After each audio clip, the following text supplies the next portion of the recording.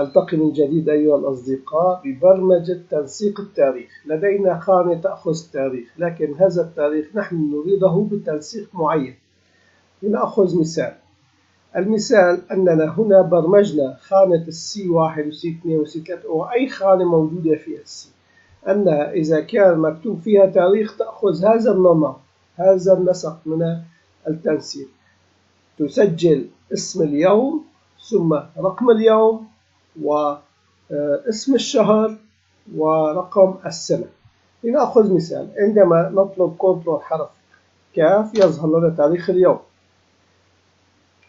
كنترول دي أخذ نفس التاريخ.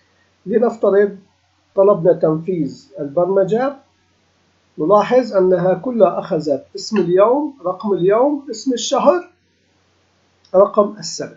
فإذا نحن الآن ماذا فعلنا؟ في البرمجة بسيطة ويز تقول المجال C2 إلى C2 ونهايتها. فإذا نستطيع أن نصمم جدول إلى عدد كبير من الأسطر، وتقول هذا المجال يأخذ الرقم الموجود فيه ويغيره إلى تنسيق تاريخ. هذا هو البرمجة البسيطة لهذا اليوم.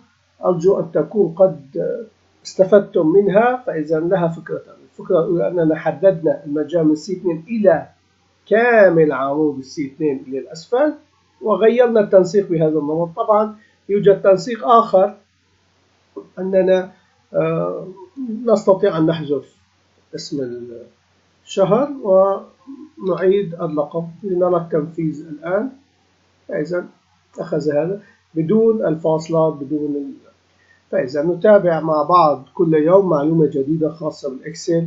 شكرا لمتابعتكم.